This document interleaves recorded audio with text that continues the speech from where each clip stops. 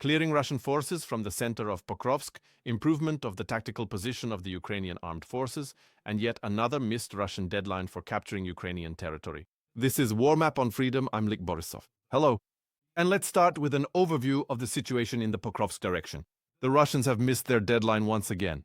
The Russian army has become bogged down here, and those soldiers who managed to get closer to the city center were eliminated by Ukrainian defenders, which shows that the Russian army is unable to gain a foothold here. This was reported by the 425th Separate Assault Regiment, Skala. It is also worth adding that Special Operations Forces units using middle strike drones inflicted a series of defeats on the enemy, who is advancing in the Pokrovsk-Mirnorad agglomeration area. Currently, according to the General Staff of the Armed Forces of Ukraine, the most intense fighting is taking place near the settlements of Rodinske, Krasny Lyman, Novokonomishne, Mirnohrad, Kotline, and Udakhne. The situation here is difficult, but Ukraine's defense forces are doing everything possible to inflict significant losses on the enemy. Next, let's talk about the situation in the Kostiantynivka direction. Ukrainian forces have advanced in the western part of the village of Oleksandra Shultain, east of Kostiantynivka, according to the latest report from the American Institute for the Study of War. Previously, these positions were under Russian control. Currently, the clearing of these territories from the occupiers is ongoing, and according to the General Staff of the Armed Forces of Ukraine, fighting continues in the areas of the settlements of Pleshchivka, Rusinyar, Sofiivka, and Stepanivka. On average, about 20 clashes are recorded here per day. Next, let's discuss the situation in the Kupiansk direction. Russian propaganda claims that the city has allegedly been captured. In reality, this is yet another fake. The General Staff of the Armed Forces of Ukraine stated that Kupiansk remains under the control of Ukrainian Defense Forces. Counter-sabotage operations and special actions to search for and eliminate enemy sabotage and reconnaissance groups are ongoing in the city and its surroundings. Currently, the fiercest fighting is taking place in the areas of the settlements of Stepne, Novoselivka, and Petropavlivka. Next, let's discuss the situation in the Huliaipole direction. Russian forces are attempting to use the tactic of semi-encirclement of Ukrainian troops and the creation of so-called pockets in order to bypass the city of Huliaipole. This was reported by the spokesperson of the Ukrainian Volunteer Army, Serhiy Brachuk. According to him, the occupiers are currently unable to attack Ukrainian positions head-on due to heavy losses. The military also denied information about the presence of Russian blocking detachments that allegedly prevent defense forces from retreating.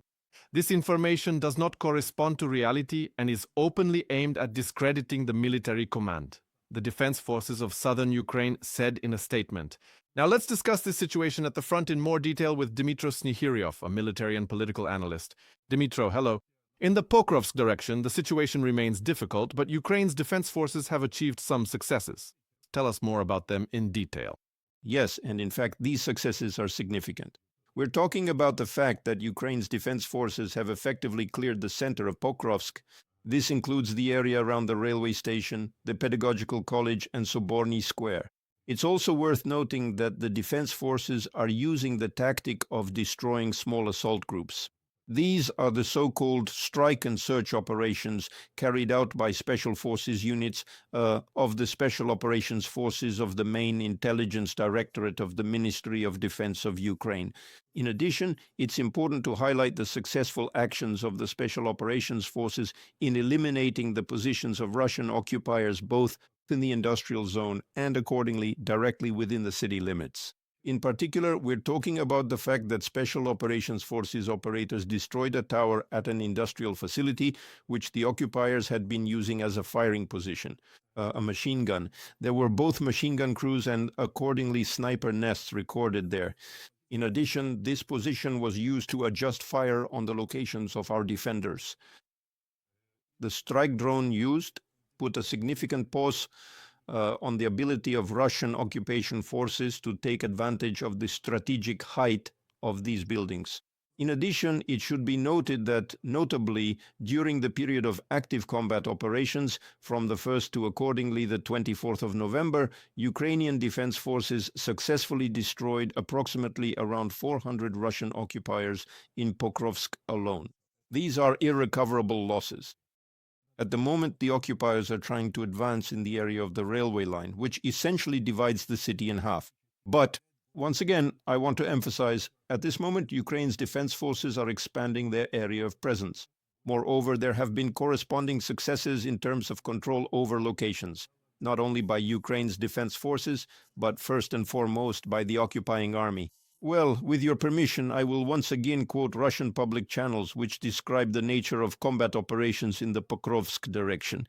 Moreover, the point is that the Russians are in fact forced to admit to the tactic of so-called friendly fire. That is, when as a result of fire strikes on the occupying forces, it is primarily the occupiers themselves who are being destroyed. Let me quote, "I'm in the Pokrovsk direction, and I'm writing because this situation has happened more than once already. In recent days, there have been frequent infiltrations by enemy sabotage and reconnaissance groups here. The enemy is using the fog. There is panic among our guys when, in the confusion of the fog, you can't tell who or what you're seeing in the distance. And there have already been cases when, without figuring things out, they open fire on their own, mistaking them for Ukrainian sabotage groups. This is quite remarkable. In other words, the enemy is forced to acknowledge the successful actions of Ukrainian sabotage and reconnaissance groups, and accordingly the complete lack of coordination among the Russian occupation forces themselves. And to conclude the overview of the situation in the Pokrovsk direction, it should be noted that the Ukrainian Defense Forces have achieved success in the area of Shakhova. This settlement is currently key to controlling the location of the occupying forces. And the occupiers are forced to acknowledge the significant tactical successes of our defenders and the inability of the occupying forces to push Ukrainian units out of this settlement. There's another topic worth discussing and highlighting: deep strike drones. Ukraine is using them more and more frequently. Tell us about their results, at least those that can, of course, be discussed live on air. Yes, we can talk about that. Moreover, it should be noted that the Ukrainian intelligence community is once again, in effect, writing military history. We're talking about an unprecedented episode of using deep strike drones to destroy Russian helicopters. And this happened specifically on the territory of the occupying country. Special Operations Forces using a deep strike drone destroyed a Russian Me-8 helicopter. This is an unprecedented case in world military history. For the first time, Ukrainian servicemen were able to destroy a Russian helicopter using aerodynamic strike means, and moreover on the territory of the occupying country. This demonstrates the unprecedented level of intelligence of the Special Operations Forces and accordingly the professionalism of the drone operators. But if we talk about deep strike, it should be noted that their production by the Ukrainian Ukroboronprom compared to 2022 has increased. And here, you could even make a theatrical pause. This is especially for Russian TV viewers, by 22 times. Moreover, it should be noted that the Ukrainian side directs about 60% of all capital investments allocated for UAV production primarily towards the production of deep strike drones. Why? Let me explain. The strike range is several hundred kilometers. There are several types of deep strike drones. For example, this specifically includes the same character, Bober. Actually, bars, my apologies. We're talking about a drone with a strike range of about 700 kilometers. Its warhead ranges from 50 to 100 kilograms. It should also be noted that this UAV can be retargeted to the objective. And accordingly, deep strike also includes the now famous Palyanitsia, Peklo, and other strike systems of the Ukrainian defense industry, which were once announced by the Ukrainian president. So let's talk about their capabilities. And here, according to the assessments of the chief of the General Staff of the Armed Forces of Ukraine, Syrskyi, the results are unprecedented. The point is that it was precisely due to the use of Ukrainian deep strike capabilities that the Russian side at one time stated that a condition for ending the active phase of hostilities would be, first and foremost, a pause in strikes against oil refineries on the territory of the Russian Federation. Let me note, dear viewers, according to the Russian side's own estimates, at this point, 40% of Russian oil refineries have either partially or completely halted their production cycle as a result of strikes by Ukrainian drones. This is what can be discussed openly on air. Moreover, according to recent and updated Russian estimates, as a result of Ukrainian deep strike attacks, the current deficit of fuel and lubricants is now estimated to be about 20%.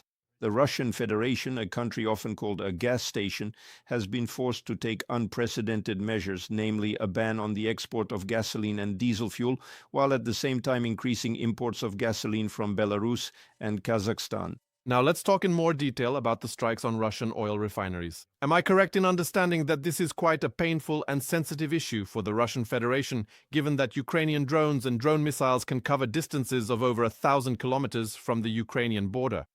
Moreover, let me give you an example.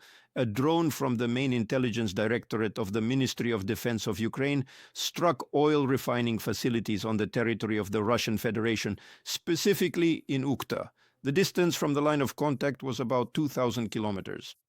Let's also recall the successful strike by Ukrainian drones on oil refining facilities in the Tyumen region. And let's not forget accordingly about the strikes by Ukrainian drones on the air bases of Russia's strategic aviation. The Olenya air base, for example. All of this is a vivid confirmation that at present the Ukrainian defense industry is capable of modernizing strike systems. First and foremost, we're talking about strike drones. If a year ago we were pleased with strikes on Russian territory at distances of up to 800 kilometers, now we are already talking about hitting targets at distances of up to 2,000 kilometers. And take note, the losses to the Russian economy amount to about 100 billion US dollars. This is a more than convincing argument from the Ukrainian side, which increases the agency of the Ukrainian military political leadership during the so-called peace negotiations. And it's also worth noting, why does the Russian Federation, considering and mentioning the so-called peace plan proposed by the United States and around which discussions are currently taking place, why does the Russian Federation so desperately want to reduce the number of Ukraine's defense forces?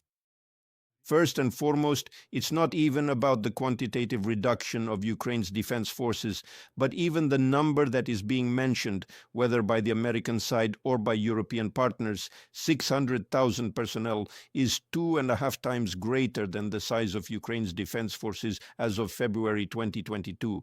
That is, at the time of the large-scale invasion of Ukraine by Russian occupiers. Let me remind you, at that time, the armed forces of Ukraine numbered about 250,000 service members. At present, a reduction to 600,000 is being proposed.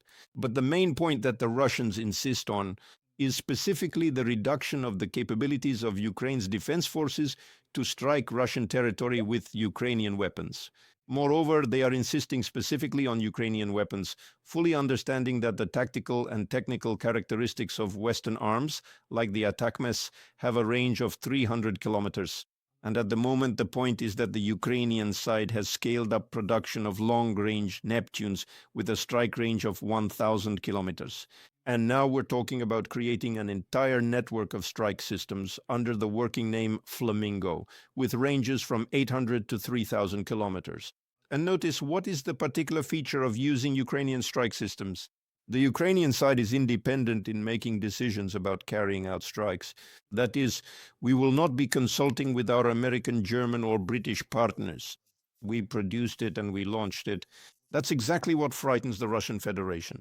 And accordingly, they fully understand the Ukrainian side's capability to completely paralyze the oil refining industry of the occupying country. Let me remind you, there are only 40 oil refineries on the territory of the occupying country.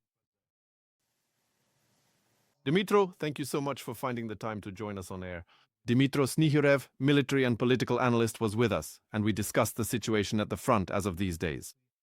And for more detailed information, of course, check out our social media pages, the YouTube channel Freedom, and the Telegram channel Freedom. There, our editors always publish the most up-to-date information from the front and beyond.